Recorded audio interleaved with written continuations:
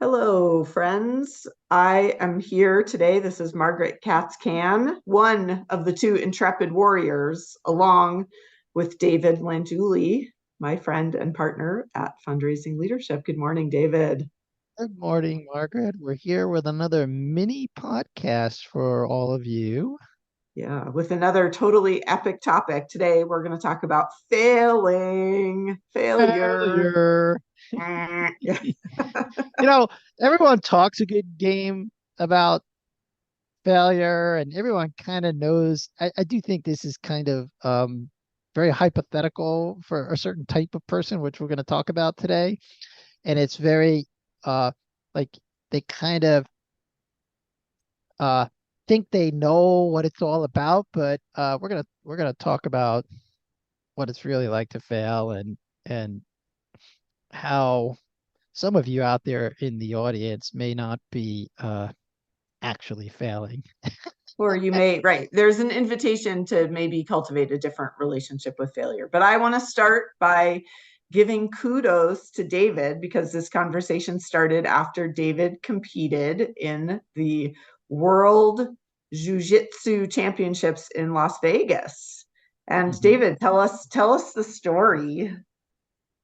Okay, I'll do it by a little chant. Okay. I'm number three. I'm number three. I'm number three. In the Yeah, whole world, in the whole world in my division. It's true. right? So, how many of you out there, especially uh, those of you who lead fundraising teams or you're an executive director of a of a nonprofit where you work with the board and would chant that your success on not achieving your goal. Right.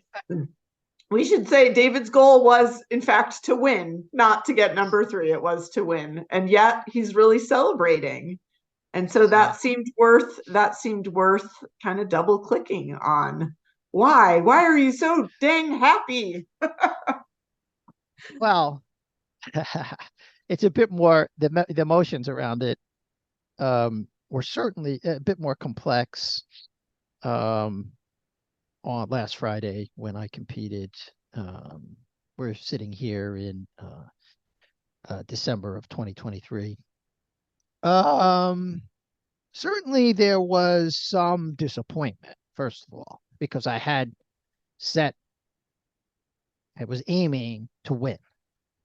You Yeah. know, I've been in a few jiu-jitsu competitions over the past few years, and I've stood on the podium in the number one spot a couple times, but not all that frequently, actually.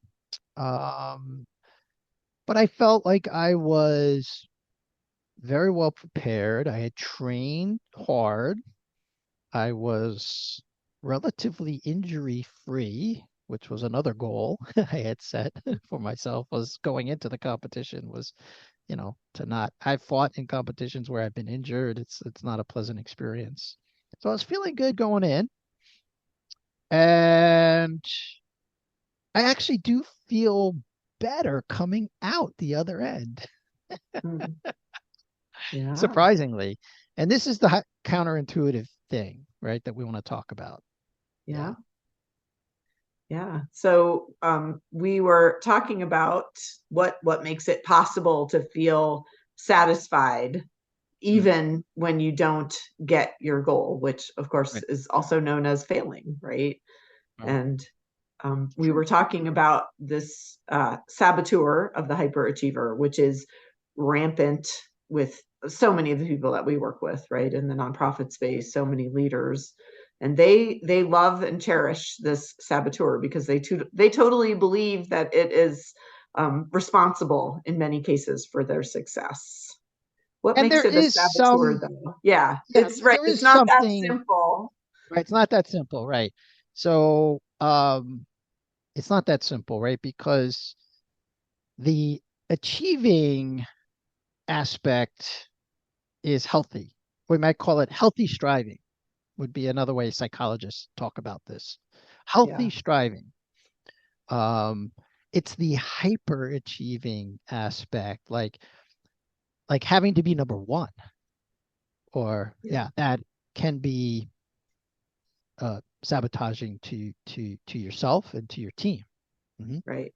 Yeah. And I think the place that the saboteur really comes in, and we're going to get to a more subtle distinction in a minute, but it's that it's very hard when we have a super active hyperachiever and we don't meet a goal, we don't love ourselves very much. Like there's a very Right, conditional thing that happens. We have a lot of trouble finding right. forgiveness for ourselves. So that's where this hyperachiever can really turn into a saboteur, where it's very unhealthy for us. I like what you brought up, Margaret. And what I like about it is that the hyperachiever will uh, collude with the inner critic when you don't achieve what you aim for. And then the inner critic will come in and see, you can't do it. And Right. then what that leads to is the even more subtle behavior, which is not setting high goals for yourself. Yeah, because why would I want to set a goal if I didn't think I could make it? If Yeah, I expect the chain of, of just explosion. Oh, I don't make it. I feel disappointment. My hyperachiever kicks in. I beat the crap out of myself and I end up right, feeling very unlovable at the end. So, this is what right. hyperachievers make sure to try to avoid at all costs, Yeah, it's true. setting And goals that they're not really likely to meet. also we want to avoid, look, I have part of this too. You want to look good and avoid looking bad. This is another aspect of the judge. Right. We all want to look good and avoid looking bad. And when you lose, I can tell you firsthand, because I've lost on the world stage several times. When you lose in front of your friends, in front of your family, in front of the people you train with, you don't look very good. Yeah. You know, Yeah. I today is like the Monday after. I got to go and face my teammates after having lost. This is not easy, by the way. Like, if you don't hit your goal in a fundraising campaign, you have to go face your board. Yeah. Mhm. Yeah. But you were writing this morning, David, about what might be the upside of setting a really audacious big goal, about busting out of the hyperachiever pattern and actually setting something that you may or may not achieve. Well, that's where all the that's where all the goodies lie, isn't it? Right? This is where your growth lies. Like I look, I there's lots of people I train with and know who never go to tournaments and compete because they don't want to experience uh, the feelings. Uh, they're going to be there. Like Yeah. if you set, like I set for myself this very high mark. I had never competed in this particular style of jiu-jitsu before. I went to the world's largest and most competitive tournament in this style, which is without the gi. We call it no gi. It's more of grappling, and you're going to fight against the best. So I had set the bar super high. I only competed once this year, which is again, most mortals would not just register themselves into the most competitive jiu-jitsu tournament in the world after only having competed once over a period of 12 months, but I did it anyway. And I fought really well. I Right. did. But it I wasn't a mean, sure thing, is what you're saying. my God, yeah, there was no guarantee of success. In fact, the odds were stacked against me.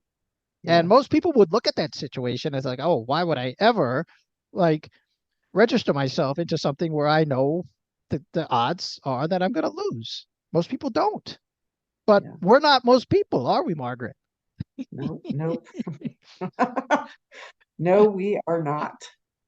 Yeah. And we There's, work with leaders who are not most people, all of you out there in the audience, right? right. But we just Yeah. want to point out where you might be limiting yourself. Yeah. Yeah. Yeah, there's something that you mentioned, David, that I wanted to kind of go back and double click on, and it's this emotion of disappointment. Mhm. It's I'm learning both in my own personal growth journey and with other people that I work with. We talk a lot about grief being hard to feel, right? And there's a list of emotions that are pretty uncomfortable to sit with and to weather. And sometimes people will go to great lengths to avoid those emotions. But I haven't heard a lot of talk, although I'm ready for myself to put disappointment on the list of, it is in my top probably 3 to 5 feelings that are so hard for me to Mhm. sit with disappointment. Like it is big and heavy and sticky. And so I think it's just Yeah. another angle to this. Yeah. I like that, Margaret. It is, look, um, we're human beings. We have all these complicated emotions. Disappointment is one of them. Um, if you never if you never go for something, then you can protect yourself from being disappointed, Yeah. I you know. think, I'm not sure we're doing a lot of talking about this in our culture, and our kids between David and me are older at this point, but as parents, what wouldn't we do to avoid our kids feeling disappointed often, right? We're at Oh least God. very motivated by trying to shield others from disappointment. But I'm not sure too many of us look at the ways that we sell ourselves short or pick achievable goals in part because the idea of being disappointed is like, whew, no, thank you. Right. No, thank you. Well, you're bringing up something that you brought up something that uh, catalyzed a thought around our um, educational industrial complex. So it turns out, just as you were saying this, that system rewards and actually I think bakes in hyperachieving. When I look at my own children, when I look at my own experience, right? So there's this gotta achieve, gotta achieve, gotta achieve, gotta make my A, gotta make my A, gotta make my A, right? And when that doesn't happen, depends on the kind of parent you are, but I can assure you that the educational industrial complex penalizes you for that and does not celebrate you for that. Yeah, right. Our whole childhoods between parenting and schools and all of those things, we don't do a great job learning how to weather disappointment and failure and learning from it Now, or finding gifts in it. there's another trite phrase that gets thrown around, but I called, you know, my kids actually taught this to me, and I thought it was super helpful when they were young. They learned this thing: do your best and forget the rest. Mm, You know, gotta love the rhymes. Yeah. yeah. And I'm thankful that that was actually my kids teaching me this, and I do think they live it. Um, I can see where they've had failures, and that yes, they have experience. As any parent, I'll speak for myself as a parent. I like to protect my children from feeling, these afflictive or negative emotions. And then also, there's a part of me that realizes that, boy, it's best that they learn these lessons early in life and learn Yeah. how to. And both of them have been through the positive intelligence program. So we should talk a little bit about that. And at least one of your sons has been through it with one of my Awesome. daughters. Yeah. Yeah. Yeah. Yeah. And I So think, we should talk. yes, thinking about that hyperachiever as a saboteur with a character and some characteristics helps us notice it. And again, we're not talking about throwing away the desire to achieve or wanting goals or setting big goals for ourselves. We're talking about when things swerve into this territory All right. of the hyperachiever, which is trickier and less It's healthy. tricky. It's tricky because, Shirzad, who is the creator of this coaching methodology that we work with clients on, called positive intelligence, will say about the hyperachiever that um, they'll play small just to avoid all those icky feelings of disappointment and everything that we've talked about. Wanting to look good, avoid looking bad, having to face your friends, your family. I mean, this is so people will play small in life and Yeah. never, really achieve victory. There's some kind of sage power here, Margaret, that I maybe we can co-create it in this moment. Like there's something about being satisfied with your performance. Like there's Yeah. a satisfaction or contentment that I don't think he really talks about in the program, you No, know. I feel like contentment, your capacity for contentment is a giant sage power. It I mean, is. right down to like actually tasting what you're eating and enjoying, right? Like that Yep. power to savor and just be with what is and where you have found yourself, where you find yourself at the end of the day. Contentment, right. See, that's also you might think like, oh, if I'm ever content in life, I'll never achieve anything. No, Right. that is a lie. That Yeah. is a lie. Yeah. And I think there are many, many people who, if they're being really honest, are not setting big goals, are not playing big because the risk of failure feels crippling to them. And that's the hyperachiever. That's that I have saboteur. never read in the Chronicle of Philanthropy or any other uh, online forum of any nonprofit ever not achieving its fundraising goal. This is Right. actually impossible. This is Where actually it just set not a goal reality. so audacious, so big, so high that right, like that we want Right. to applaud them for their big thinking, not what actually happened in terms of the dollars. Yeah. I just don't see it. So, Yeah. in some senses, maybe what we're saying here, Margaret, is that you guys are not really setting high enough goals because you have not failed. Yeah. Yeah. Or you're not celebrating your failure. If Of you're course, because failing, you're, you're doing it quietly and secretly in the dark of shame rather than yeah, I don't see other any people learn like from it. I don't in AFP's publication. I never see any articles about how the uh, uh, the board and the leadership and the fundraising team celebrates their failure to hit their campaign goal. I never see it. Yes. Well, yeah. But David's going to wear his medal of of success slash not quite success of what you were looking for, of contentment, your medal of contentment. Yeah, I mean, I will say that I um there's always learnings too. We talk about harvesting the learnings in failure.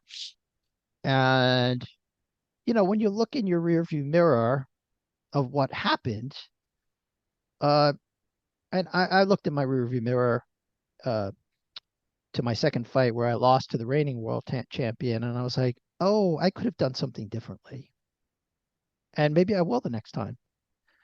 Not there was no guarantee that that would have caused me to win, but I looked at the fight and boy, you want to do something hard, go take a look at the fights you lose, or go.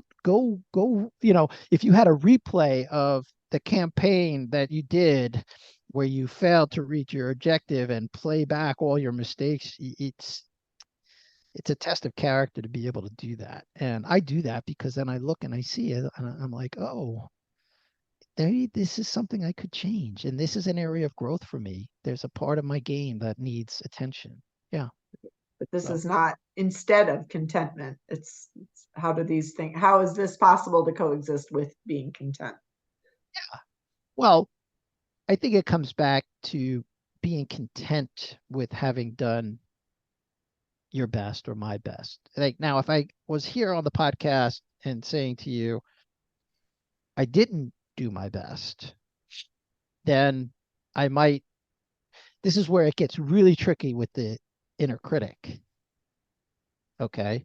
Like without beating now, in this case, I did feel like I did my best. At least that day with those opponents, I did my best. I gave my effort, the full effort. And maybe that's something to talk about. Like, did you give it your full effort in whatever it is? And I can tell you, I did. There's no doubt. Like, I didn't for a moment uh back down, like in that final fight. Like, this is like this guy is the strongest guy I've ever fought. Like, he grabbed me. And I was like, oh my God. Now, I could have folded in that moment and said, oh my God, what did I get myself into? But no, I was like, okay, I'm going to fight. I'm going to do my best here, you know? Yeah. So, anyway, that's a metaphor for, I'm not saying for you guys to go out and train jujitsu. This is a metaphor for your work and your other areas of your life. Right. Yeah. Well, I think it's just to be open to what's possible if you set a really high goal and you don't achieve it. Like it's a rich space. I think that's the takeaway for today. It can be a rich Can be. space. Can be. You need a, by the way, we work with leaders on this. We work with boards. Like if you're going to have a board that's going to shame and blame you for failure to achieve your campaign goal, then yeah, you know, you're a smart person. We know that you're going to set a goal that you can, because you know, but if we can get the board on board, so to speak, Yes. with this kind of thing, then you might go farther than you think you can. Yeah. Yeah. All right. Good. Anything Good else to food add to for that, thought. Margaret? No, I think that's a great place to leave it. All right. We'd love to. If you're No, I'm bit, going to say we would love to work with you if you are interested in PQ, and we yeah, would love to hear from you and help coach you through this powerful yeah, program. we'd love to even bring your whole team. We Margaret and I have coached groups, so have Janice and Michelle, and you know, you can go very, very far with this methodology. So whether you want one-on-one coaching or whether you want to bring your team through this, we'd love to help you. We'll put a link in the show notes so you can learn more about positive intelligence. All right, so reach out to us, and until we hear from you, we'll talk to you next time. Okay. Bye. Bye bye.